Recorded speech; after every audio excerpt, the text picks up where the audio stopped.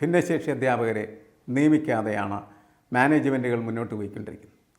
എന്നുവെച്ചാൽ ഭിന്നശേഷി അധ്യാപകർക്കുള്ള സംവരണത്തെ അട്ടിമറിക്കുന്നതിൽ വളരെ ശക്തമായിട്ടുള്ള നിലപാട് മാനേജ്മെൻ്റ് എടുക്കുകയും അവർ അതിൻ്റെ അടിസ്ഥാനത്തിൽ മുന്നോട്ട് പോവുകയും ചെയ്യാം. ആ സംവരണം നടപ്പിലാക്കണ്ടേ? അപ്പോൾ സഭ പറയുന്നത് എന്താണ്?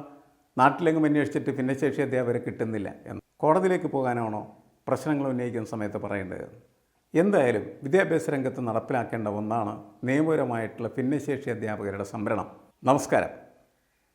നോക്കൂ, നമ്മുടെ വിദ്യാഭ്യാസ രംഗം വീണ്ടും കലുഷിതമായി മാറാൻ പോവുകയാണ്. ഇന്നലെയാണ് വിദ്യാഭ്യാസ മന്ത്രി പറഞ്ഞത് മതവും ജാതിയും കാണിച്ച് വിരട്ടണ്ട എന്ന്. ഈ പ്രസ്താവനയ്ക്ക് പ്രസക്തിയുള്ളത് കേരളത്തിൽ മാനേജ്മെൻറ്റ് സ്ഥാപനങ്ങൾ, പ്രത്യേകിച്ച് എയ്ഡഡ് വിദ്യാഭ്യാസ സ്ഥാപനങ്ങളിൽ സർക്കാർ ആവശ്യപ്പെട്ടിട്ടുള്ള അല്ലെങ്കിൽ നമ്മളുടെ നിയമം ആവശ്യപ്പെട്ട തരത്തിൽ ഭിന്നശേഷി അധ്യാപകരെ നിയമിക്കാതെയാണ് മാനേജ്മെൻറ്റുകൾ മുന്നോട്ട് പോയിക്കൊണ്ടിരിക്കുന്നത്. എന്നുവെച്ചാൽ ഭിന്നശേഷി അധ്യാപകർക്കുള്ള സംവരണത്തെ അട്ടിമറിക്കുന്നതിൽ വളരെ ശക്തമായിട്ടുള്ള നിലപാട് മാനേജ്മെൻ്റ് എടുക്കുകയും അവർ അതിൻ്റെ അടിസ്ഥാനത്തിൽ മുന്നോട്ട് പോവുകയും ചെയ്യാം. അപ്പോൾ സർക്കാർ അവരോട് പറയുന്നത് നിങ്ങൾ കോടതിയിൽ പോയി അതിന് പരിഹാരം കാണും എന്നാണ് പറയുന്നത്. കാരണം കോടതിയുടെ ശക്തമായിട്ടുള്ള നിർദ്ദേശത്തിൻ്റെ അടിസ്ഥാനത്തിലാണ് ഭിന്നശേഷി അധ്യാപകരുടെ സംവരണം നടപ്പിലാക്കാൻ സർക്കാർ ശ്രമിച്ചത്. അപ്പോഴാണ് സഭ ചോദിക്കുന്നത്, ഒരു ജനാധിപത്യ സർക്കാർ കോടതിയിലേക്ക് പോകാനാണോ പ്രശ്നങ്ങൾ ഉന്നയിക്കുന്ന സമയത്ത് പറയേണ്ടത്? ശരിയാണ്, ജനാധിപത്യ സർക്കാർ കോടതിയിലേക്ക് പോകാനല്ല പറയേണ്ടത്, വരൂ നമുക്ക് ഒരുമിച്ചിരുന്ന് ചർച്ച ചെയ്യാം എന്നാണ്. പക്ഷേ ഇതിനകത്ത് എന്താണ് ചർച്ച ചെയ്യാനായിട്ട്? ഭിന്നശേഷി അധ്യാപകരെ നിയമിക്കണ്ടേ? ആ സംവരണം നടപ്പിലാക്കണ്ടേ? അപ്പോൾ സഭ പറയുന്നത് എന്താണ്? നാട്ടിലെങ്ങും അന്വേഷിച്ചിട്ട് ഭിന്നശേഷി അധ്യാപകരെ കിട്ടുന്നില്ല എന്നുള്ളതാണ്. അതത്ര ശരിയാണോ എന്നുള്ള കാര്യത്തിൽ നമുക്ക് എന്തായാലും സംശയമുണ്ട്. എന്തായാലും വിദ്യാഭ്യാസ രംഗത്ത് നടപ്പിലാക്കേണ്ട ഒന്നാണ് നിയമപരമായിട്ടുള്ള ഭിന്നശേഷി അധ്യാപകരുടെ സംവരണം.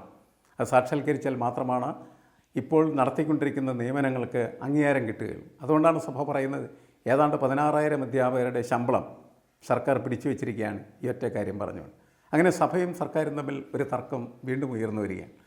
അപ്പോൾ ആ ഉയർന്നു വരുന്ന സമയത്ത് സർക്കാരിനെ സമ്മർദ്ദത്തിലാക്കാനും സർക്കാർ ഞങ്ങൾ പറയുന്ന പോലെ സഭ പറയുന്ന പോലെ കേൾക്കണം എന്നും സഭ ആവശ്യപ്പെടുന്ന തരത്തിലെ കാര്യങ്ങൾ നീങ്ങുകയാണ്. ഇപ്പോൾ നമുക്ക് പലപ്പോഴും പല കാലഘട്ടങ്ങളിലായിട്ട് കേട്ട് പഴകിയൊരു മുദ്രാവാക്യമുണ്ട്. എന്താണ് അത്? വിമോചന സമരകാല മുദ്രാവാക്യമാണ്. കേരളത്തിൻ്റെ രാഷ്ട്രീയത്തിൽ വളരെ നെഗറ്റീവായ ഒരു ഇമ്പാക്റ്റ് ഉണ്ടാക്കിയ ഒരു സാധനമായിരുന്നു വിമോചന സമരം എന്ന് പറയുന്നു. ഏറ്റവും പുരോഗമനപരമായിട്ടുള്ള നടപടിക്രമങ്ങളുമായിട്ട് മുന്നോട്ട് പോയ സമയത്ത് ആ സർക്കാരിനെ അട്ടിമറിച്ച സമരമായിരുന്നു. ആ സമരം യഥാർത്ഥത്തിൽ കേരളത്തിലെ മതജാതി വർഗീയ സംഘടനകളുടെ കൂട്ടുകെട്ടായിരുന്നു. അവരെപ്പോഴും അവർക്കൊരു പ്രശ്നം വരുന്ന സമയത്ത് സർക്കാരിനെ ഓർമ്മപ്പെടുത്തുന്നതാണ് വിമോചന സമരം ഓർമ്മയില്ലേ എന്നുള്ള. ഇപ്പോഴും സർക്കാരിനോട് അത് രഹസ്യമായിട്ട് അവർ ഓർമ്മപ്പെടുത്തുകയാണ് ചെയ്യുന്നത്. അതിന് നേരെയാണ് ശക്തമായിട്ടുള്ള നിലപാട് സർക്കാർ എടുത്തത്. ഇത് മാത്രമല്ല, ഇതിനു മുമ്പും ഇതേപോലെയുള്ള പല സംഭവങ്ങളും നമ്മൾ കണ്ടതാണ്. ഒന്ന്, സ്കൂളുകളുടെ വിദ്യാഭ്യാസ ടൈം ടേബിൾ മാറ്റുന്നതിനെക്കുറിച്ച്, പഠന സമയം ക്രമീകരിക്കുന്നതിനെക്കുറിച്ച് സംസാരിച്ച സമയത്ത് മുസ്ലിം സംഘടനകൾ അതിശക്തമായിട്ടതിനെ എതിർത്തായിരുന്നു. അന്നും സർക്കാർ ധീരമായിട്ടുള്ള നിലപാട് തന്നെയാണ് എടുത്തത്. അപ്പോൾ മുസ്ലിം സംഘടനകളോ അല്ലെങ്കിൽ ക്രിസ്ത്യൻ സംഘടനകളോ വിദ്യാഭ്യാസ രംഗത്ത് പഴയതുപോലെ വാളൂരി വീശാൻ തുടങ്ങിയാൽ അതിനെ തടുക്കും എന്ന് പറയുന്ന ഒരു നിലപാട് തീർച്ചയായിട്ടും നല്ല തന്നെയാണ്. നമ്മളുടെ വിദ്യാഭ്യാസ രംഗത്ത് കാലാകാലമായിട്ട് സൃഷ്ടിക്കപ്പെട്ട ഒരുപാട് മോശമായിട്ടുള്ള പ്രവണതകളുണ്ട്. അതുപോലും തിരുത്താനായിട്ട് യഥാർത്ഥത്തിൽ സർക്കാർ തയ്യാറാണ്. ഈ നിയമനങ്ങളൊക്കെ PSCക്ക് വിട്ട് കഴിഞ്ഞാൽ ഇവിടെ വലിയ കലാപവും വിപ്ലവവും ഉണ്ടാകും എന്നുള്ളത് ശരിയാണ്. പക്ഷേ യഥാർത്ഥത്തിൽ ചെയ്യേണ്ടത് അതുതന്നെയാണ് എന്നാണ് എനിക്ക് തോന്നുന്നത്.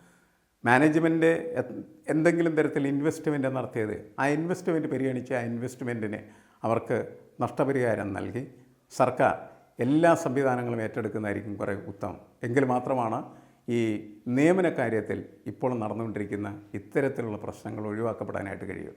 വളരെ ബുദ്ധിമുട്ടേറിയ ഒരു കാര്യമാണ്. പക്ഷേ അത് ചെയ്യാനായിട്ടുള്ള ഒരു ശ്രമം സർക്കാരിൻ്റെ ഭാഗത്തുനിന്നുണ്ടായാൽ ഇത്തരത്തിലുള്ള വെല്ലുവിളികൾ ഒഴിവാക്കപ്പെടും എന്നാണ് എനിക്ക് തോന്നുന്നത്. ഈ വിഷയത്തിലൊക്കെ സഭയും അതേപോലെ തന്നെ സർക്കാരും വളരെ സമചിത്തതയോടെ ഇരുന്ന് ചർച്ച ചെയ്ത് പ്രശ്നങ്ങൾ പരിഹരിക്കുന്നതായിരിക്കും നല്ലത്. നമുക്ക് ഏറ്റവും ആവശ്യം എന്താണ്? സംവരണ തത്വങ്ങൾ നടപ്പിലാക്കുക എന്നാണ്. അത് ഭിന്നശേഷിക്കാരുടെ ആയിക്കഴിഞ്ഞാലും പിന്നാക്കക്കാരുടെ ആയിക്കഴിഞ്ഞാലും ദളിതരായി കഴിഞ്ഞാലും ഒരു കാരണവശാലും സംവരണത്തെ അട്ടിമറിക്കരുത്. കാരണം ആ സംവരണ സംവിധാനം എന്ന് പറയുന്നത് ഒരു സമൂഹത്തെ ബാലൻസ് ചെയ്യുന്നതിന് വേണ്ടി കൊണ്ടുവന്നതായിരുന്നു. കാലാകാലങ്ങളായിട്ട് അധസ്ഥിതരായി അടിച്ചമർത്തപ്പെട്ട് കിടന്ന ദളിതർക്കും പിന്നോക്കക്കാർക്കും ആദിവാസികൾക്കുമൊക്കെ മുഖ്യധാരാ ജീവിതത്തിലേക്ക് കടന്നു വരാനുള്ള ഒരു ജാലകം തുറക്കൽ മാത്രമാണ് യഥാർത്ഥത്തിൽ സംവരണം എന്ന് പറയുന്നത്. അതൊരു കാരണവശാലും അട്ടിമറിക്കപ്പെടാൻ പാടില്ല എന്ന് ഈ നിമിഷത്തിൽ നമ്മൾ ഓർക്കേണ്ടത് ആവശ്യമാണ്. അതായത് ഒരു കാരണവശാലും നമ്മളുടെ മാനേജ്മെൻറ്റും അതുപോലെ സഭയും അതേപോലെ മറ്റ് ഇപ്പോൾ നായർ സംഘടനകളായാലും ഈഴവ സംഘടനകളായാലും മുസ്ലിം സംഘടനകളായാലും ഒക്കെ ഇത്തരം പ്രശ്നങ്ങൾ വരുന്ന സമയത്ത് അവർ ഒറ്റക്കെട്ടാണ്. അതങ്ങനെ ആകുന്നതിന് പകരം വളരെ നല്ല രീതിയിൽ ജനാധിപത്യപരമായി ചർച്ച ചെയ്ത് ശരിയായിട്ടുള്ള തീരുമാനങ്ങൾ എടുക്കുന്നതായിരിക്കും നല്ലത്. എന്തായാലും സർക്കാർ ഇപ്പോൾ എടുക്കുന്ന നിലപാട് എന്ന് പറയുന്നത് സഭയ്ക്ക് കീഴടങ്ങില്ല എന്നുള്ളതാണ്. മുസ്ലിം സംഘടനകൾ കീഴടങ്ങില്ല എന്ന് നേരത്തെ പ്രഖ്യാപിച്ചതുപോലെയുള്ള ഒരു പ്രഖ്യാപനമായിട്ട് ഇത് ശക്തമായിട്ട് മുന്നോട്ട് കൊണ്ടുവരേണ്ട ആവശ്യമാണ്. ഇവിടെ രണ്ടു കൂട്ടരും തമ്മിലുള്ള വെല്ലുവിളികളല്ല പ്രധാനപ്പെട്ടത്. ശരിയായിട്ടുള്ള രീതിയിൽ പ്രശ്നം പരിഹരിക്കുന്നതിനാവശ്യമായിട്ടുള്ള ചർച്ച നടത്തുകയും പ്രശ്നം പരിഹരിക്കുകയും ചെയ്യുക. അതാണ് കേരളം പ്രതീക്ഷിക്കുന്നത്.